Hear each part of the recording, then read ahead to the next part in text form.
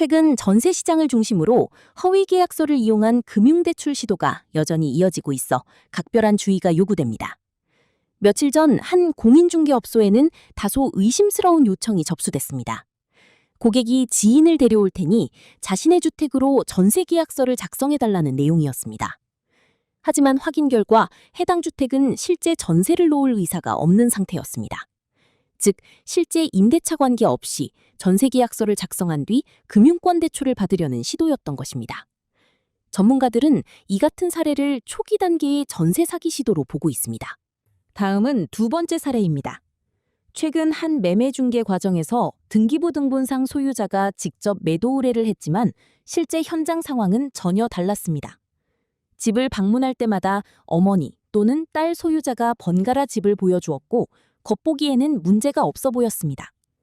하지만 거래가 진행되면서 확인된 사실은 다음과 같습니다. 해당 주택에는 사촌 오빠가 전입된 상태, 어머니는 동거인으로 등록됨, 실제 소유자인 딸은 타 지역 거주, 관리사무소 기록은 또 다른 내용으로 혼재. 결국 확인 결과 사촌 오빠는 해당 주택으로 전세 계약서를 활용해 제2금융권 대출을 받은 상태였습니다. 이처럼 서류상 권리관계와 실제 점유관계가 다른 경우 매수인은 예상치 못한 법적 분쟁에 휘말릴 수 있습니다. 다행히 해당 거래는 잔금일에 점유자인 사촌 오빠가 직접 이체에 참여하도록 조치하며 마무리됐습니다.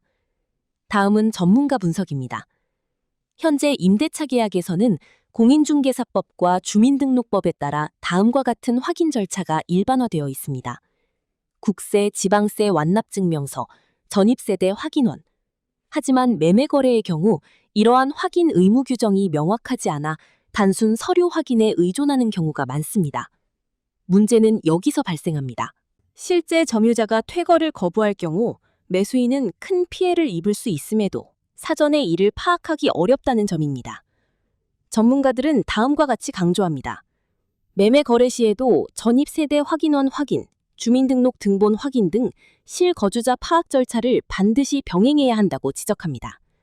부동산 거래는 단순한 서류 거래가 아닌 권리 플러스 점유를 함께 확인해야 하는 복합 거래입니다. 지금까지 현장에서 파라곤 부동산 중개였습니다.